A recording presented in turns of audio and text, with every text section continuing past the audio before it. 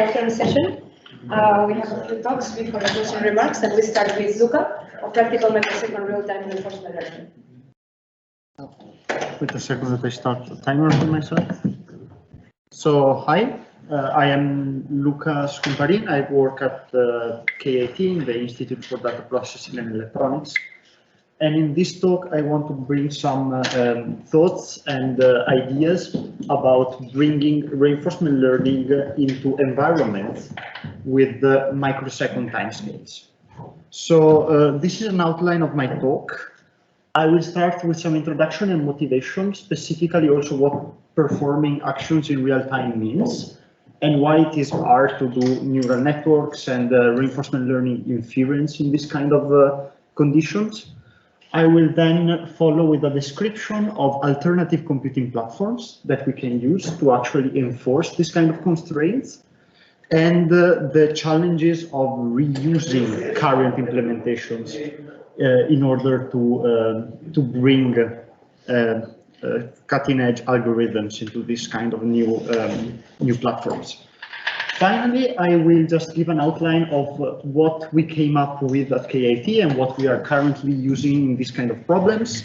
And I will conclude with a series of remarks of things you need to do or need to take care if you actually want to perform experiments in this kind of microsecond timescale.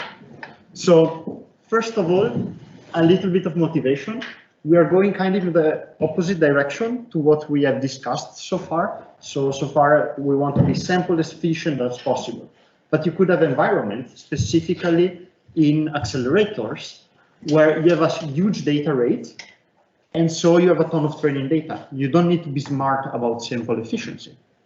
As such, you have just possibility of training online. You just cut out the simulation entirely. The problem, of course, there is no free lunch as usual, is that you at this point need to take actions extremely quickly, and that becomes your actual bottleneck. So what this is actually called technically is real time. So what is it? The reason this is not a new concept, it is around from '94. So here I've cited this review. So in real-time systems, the correctness of your computation doesn't only depend on the actual logical, so the computation you did, but also when you produce the result. A late result could be a wrong result. So the time taken to actually compute something becomes a resource, just as like memory or CPU power or whatever. Moreover, and remember, this was in '94, the environment of operation becomes an active component of your problem. Kind of reminds you of something? We have it in RL. So there are several categories.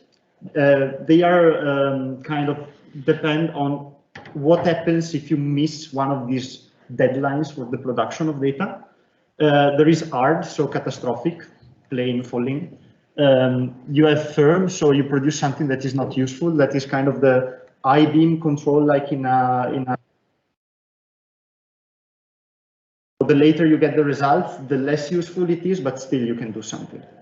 And depending on the environment, you can have either one of these. But I really hope you don't do hard real time with reinforcement learning. So a concept that is directly linked to this are latency and throughput. So latency is the time you need to produce an output after you get the input. So in this case, like we have a read operation and a write operation in some processing, and the latency is just the time the time difference between these two. Throughput is the maximum rate at which you can process data. So these are kind of linked together. So you cannot have super high throughput if latency is super small, except in some cases, but they are extremely different. So as an example, there is a kind of processing that is called batch processing, in which you read a lot of data sequentially, you cache it in your memory, and then you process it all sequentially. and then you break it out. This is this could be compared to what is kind of called streaming processing, where you process stuff on the fly sequentially. The interesting thing that you can notice is that both these systems have the same throughput. So we are actually reading and processing 3 quantums of data, 3 quanta of data. But this has a much better latency because the time that I need to produce an output is just 1 green block, and instead here I have 3. Okay, now you might ask, okay, what do I need this for? The point is that current implementations of neural network and so on, like PyTorch, actually works like this usually. So the CPU tends to load data into the VRAM of your GPU. Then it starts a series of kernels that compute it in parallel, and then you obtain an answer that is again loaded into your memory. So this kind of batch execution is very good for optimizing. So it's very good for maximizing throughput, but it's not as good if we have real time. So we want to optimize for latency. So as such, this kind of conventional hardware is not really meant to do this kind of computation at this kind of level. But still, as we've seen from Antonin's presentation, this can work fairly well for millisecond data, also for millisecond latency ranges, also depending on the kind of problem you have at hand and on the size of your model. So now, what could we use instead of GPUs and CPUs? One possibility are field programmable gate arrays, or FPGA. So what an FPGA looks like, you have kind of a series of very simple computational blocks and you have a series of switches that you can configure. So the idea is that instead of uploading a program on your computational platform, you upload a circuit, and this just behaves like a circuit. So one of these logic blocks looks something like this. So you have a binary lookup table. So you literally specify, okay, you have these 4 input bits, produce this output, and that is what you program. And you have some flip-flops for timing alignment. So these at the very low levels allows you to define the flow of your computation. So you want to do 80 multiplication in parallel, you can. So you can literally define the computational, like the kind of computation instruction that better suit your problem. The problem is that usually the result is not as good as making an actual chip in silicon, because of obvious reasons. Otherwise, AMD would sell you this and you just download your GPU. In modern platforms also have some much fancier blocks in current FPGAs. So you can have high-speed transceivers, what they are called DSP blocks that are mainly multipliers, because performing a multiplication in an FPGA is not so easy. And you can also have RAM blocks for memory. So key point is that it is much easier to enforce latency and throughput constraints, because the moment your data enters from this high-speed transceiver into your data lattice, you can instantaneously almost start to compute it. So you have almost zero overhead. But as always, no free lunch. They are not as trivial to program, even though in recent times, there are some tools that allow you to much simplify this kind of tasks. Also, I've put this here, but now I'm running a little bit short on time. In this reference that you can find, it has been shown that for specific reinforcement learning problems, this kind of FPGAs can be used to accelerate your training, and they behave much better with much higher performance compared to GPUs and other platforms. So, okay, But can we actually do better than an FPGA? And the answer is yes, because each computing platforms like GPUs are very optimized for highly parallelizable loads. CPUs are very good at sequential kind of tasks. What we can get are what are called heterogeneous computing platforms. So here I put a rough schematic of the one we are currently using, that is called Versal from AMD. In these platforms, you have an ARM, so a simple processor, a CPU. You have, of course, an FPGA, and you have AI engines. These are blocks that allow you to perform fast multiplication, so for machine learning workload very quickly. And all of these are interconnected by what is called a network on chip, so they can work in synergy. And this is a link that allows you data transfers. It is within the silicon, so terabit per second.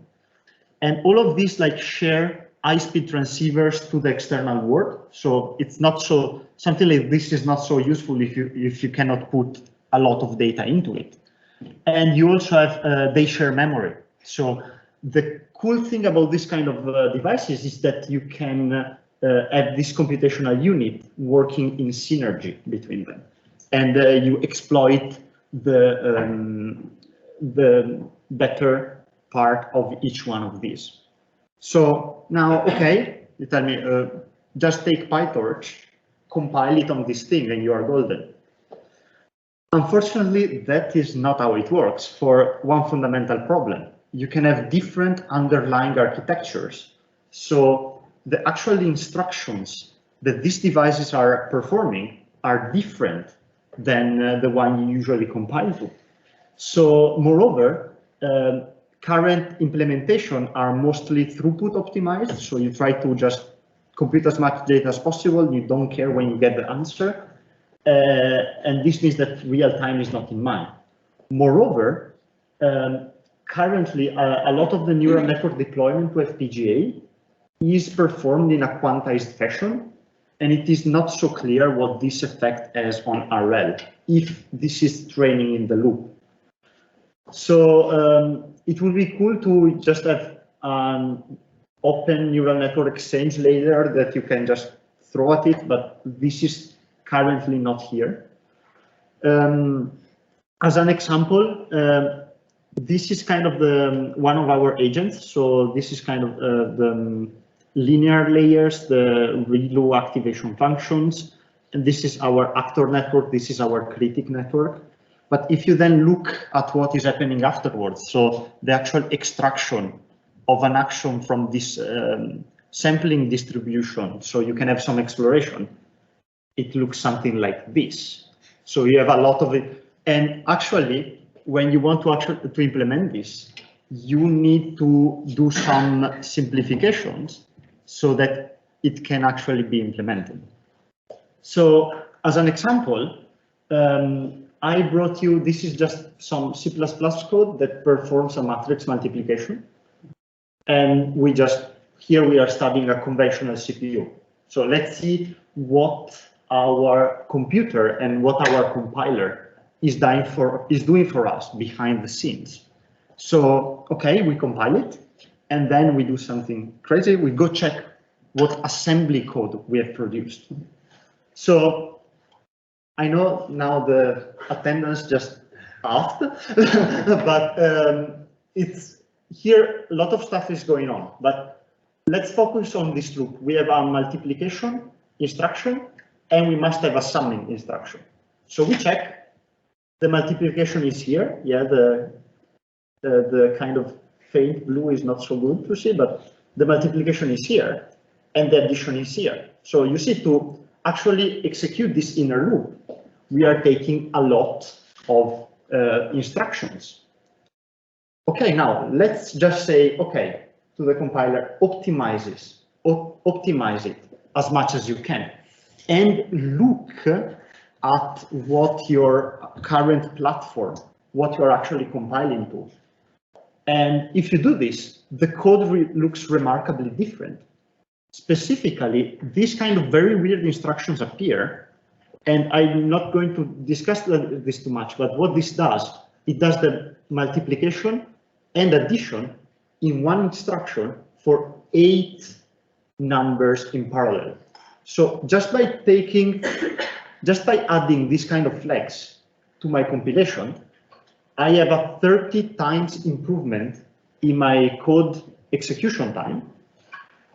But to do this, you have to notice something very important, like our compiler had to make assumptions about what is going on in our hardware. So, okay, let's now try to do the same thing for these fancy AI engines. So if we can if this would work for our fancy heterogeneous platforms, it would be nice. So we take, say, very similar code for our matrix multiplication. Here I just put you need to explicitly define the constants. And as you see now, the assembly looks kind of different because, of course, we are in different architectures. But you see, we have our multiplication instruction that is going on in parallel. The addition instruction is done actually at the end. I didn't put it here. So you say, okay, it's fairly good. We are doing a multiplication at each instruction. That's cool. But can we actually do better? And the answer is yes. But the code from this looks like this. And this looks extremely ugly. The reason is that you need to tell, by writing proper C++ code, that you want to do floating point multiply and accumulate. So floating point multiplication and summing. You tell it, okay, you want to do it, and you want to do it on vectors, so in parallel. And also you need to specify the memory relations between your blocks. So if you do all of this correctly, your instruction just explodes in length. So I have the line number in here, but the fundamental thing is that you start doing loading operation, moving operation, and multiply and accumulate on 8 values in parallel per each instruction. So, okay, what's the point of this? That you can still have super high performance code, but the burden goes from the compiler to the developer. So you actually need to have somebody do this for you. So, okay, let's go. Luca, just a small question. So, but usually when you see in computer science, the matrix multiplication is n multiplied by n. And here you are already parallelizing and doing all the steps, right? Even in the worst algorithm, in the worst one example. In the worst example, it's pipeline correctly, but it's not parallelized in the worst. So it's n multiplied. Yeah, it's just a lot of current. And in the other ones, it's already been parallelized. Yes, like you are actually collapsing 8 multiplication into just one. You do them in one go. Yes. We can have a, if you want afterwards, I can run through it. It's actually a fairly interesting piece of code. Any other question? Okay. So what we came up with to actually do reinforcement learning at microsecond scale is what I call the experience accumulator architecture. So notice the important thing. What you actually need to do in a microsecond is the inference of your actor. And you can do training in a batched way, so you can do it afterwards, and you are not so constrained in the time you take to do this, to do the training. So how does a system like this look like in one of these heterogeneous platforms? So you build your actor neural network into these AI engines. You talk to the environment through these high-speed links, and then you use the FPGA to just look what is going on. So you take the observation and action pairs, and you just use what is called a DMA, so a magic thing that just transfers data into memory, and you save what is going on into memory. And then in an asynchronous manner, so in a different time domain, in the training time domain, your CPU takes this data and puts it into an external platform that can be a GPU or a CPU, where you actually perform the training, get the new parameters, the new neural network parameters, and you put them back into your actor, and you do this kind of cycle. So the cool thing is that now you have moved all complexity into just developing this actor correctly, and you can use a lot of you can use whatever algorithm you want. And in our case, we are actually using the stable baseline PPO implementation. And there is another simplification that you can do. If your observation and if your reward only depends on the observation, you can actually compute it at training time. So you can literally do reward engineering on the machine and just try it without having to modify your firmware and so on. The problem is that, as I said, it's data inefficient, but that's not a big deal because we have a ton of data, that's the premise. And you have some training overhead, and that's actually sending data and performing that training is what takes most of the time. So as an example, I just expand on what Andrea said for some experience at Cara. So the fundamental idea that you need for this is that we have some coherent synchrotron radiation coming from the accelerator, and this is fluctuating. And what we have as an information is how much light power output are we getting at each revolution of the machine. So the original approach was to just take some high-level feature, and fundamentally we have fast Fourier transforms, cross correlations to extract these features. And as you might imagine, doing an FFT in with microsecond kind of latency, so you have to have that answer in such a little time, is complex. It can be done, but it really is a quite substantial amount of effort. So a different approach is to just take the latest power reading and just throw them into our actor network and just take whatever action comes out and apply it to the machine. This looks like very low technology, and the nice thing is that you can do some, you can use digital signal processing techniques like filtering and that kind of stuff to select the kind of data that is actually the kind of perception that your network has. And you also want to choose models into the smallish side, so about 100 and so something neurons per layer. But if you do this, this still works. And in a lot of problems, this could still reasonably work. You don't have to go to very complex things. Another example is if you want to do something like that, please consider the rectifying linear unit as an activation function. This is because it is the kind of activation function that it is easier to implement with high performance in parallel. For a very simple reason. This is how you actually represent a floating point number. So you have a sign bit, some exponent and some fraction part. So if our number is positive, so this bit here is 0, you just want to let this through. If this is a 1 and thus our number is negative, you want to just output a 0. And this can be done with a simple multiplexer. So it's a very simple circuit. And on an FPGA, this can be done in nanoseconds, and you can literally have thousands of them running in parallel.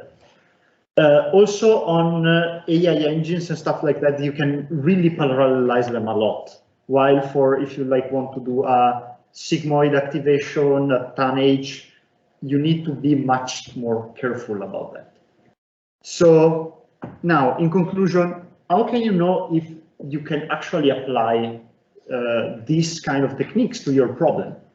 So first of all, you need to get the data from and to the environment very quickly, because it doesn't make sense that your neural network is it's choosing action in a microsecond is to just apply your action, it takes 5 seconds.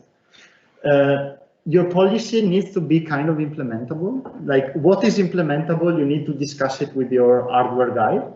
But up to now, I don't think you can get ChatGPT prompts into this time scale, at least Maybe tomorrow there will be the new OpenAI paper about this. I don't think so.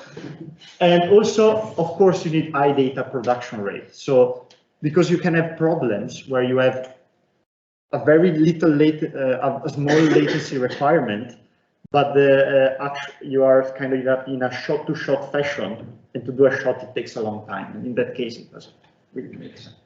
So pros and cons, because everybody likes to know. The pros are that you don't have sim to real issue because you are training on the real thing. So if your agent works, you just leave it there. You can directly try it on the environment. So you can do, as I said, reward engineering online. That is fairly cool. And for complex kind of dynamics, it will always, with some parentheses, be faster than a simulation. Because if you think about it, the training time is the same if you are learning from a simulation or learning on the real machine. But if your simulation takes a few hours, while on the machine it is 1 second, this will, in a sense, always win in just clock time. Unfortunately, though, the choice of policy is limited. Like, you need to speak with your hardware guy. You need to be careful about how you choose your observation and action. And if you're in a safety critical environment, yeah, you need fast safety measures, because if your agent can punch a hole into your accelerator in a millisecond, you need your safety stuff to actually be faster than that. And last message is that we actually have a system that is ready to deploy. Here you can see it deployed at Cara. We are getting the data through this optical fiber, and we are applying it to the low-level RF. And this kind of looks like a bad idea, I know, because it is controlling a 50 kilowatt klystron, but we didn't break it. So in conclusion, I hope I convinced you that this is a viable option for a few selected problems, and on this it can actually work fairly well. Another key aspect is that you need this kind of FPGA and heterogeneous platform to make it work, but unfortunately you cannot just do whatever model you like. You need to speak with your hardware guy about it. So I would also be curious to hear your if you have kind of an application for this. So thank you very much.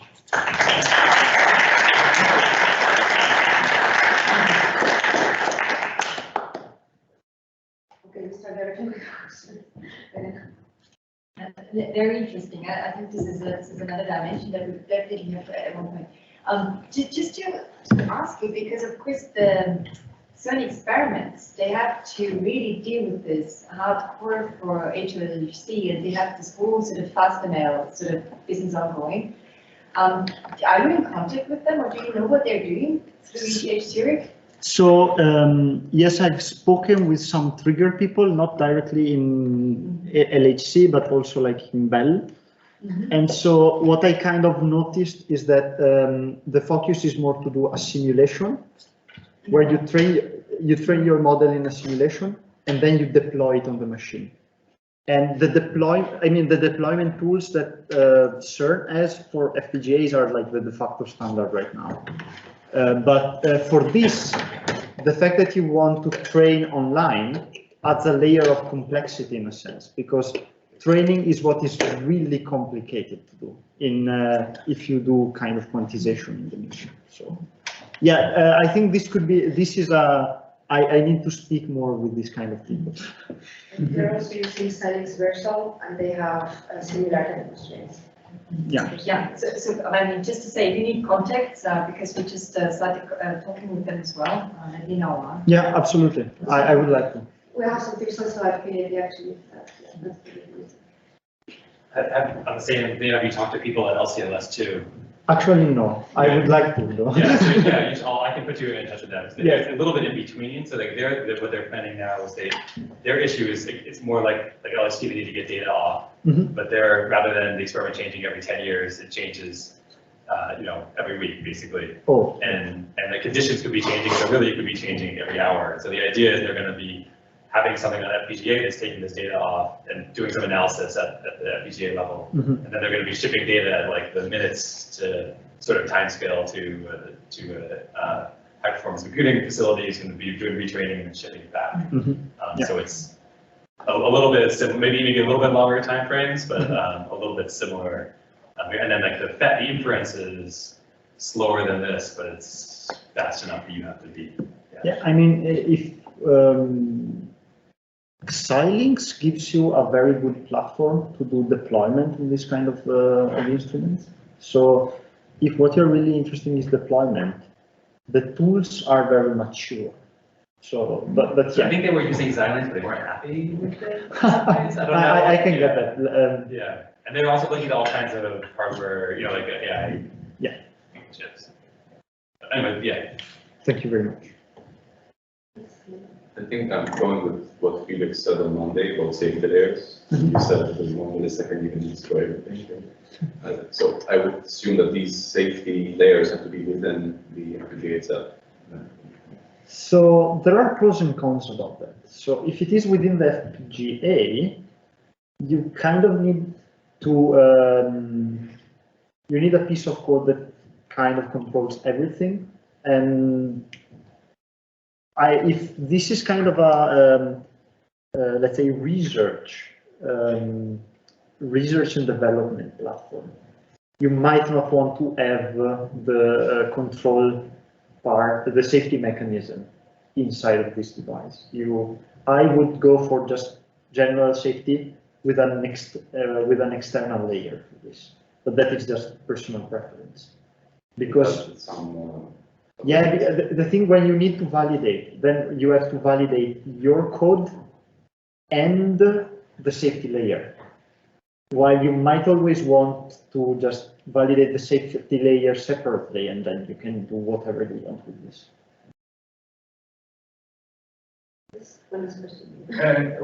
Okay. So I think for Intel, some hardware, that's the one we use for the camera for doing inference on the time. Have you looked at them?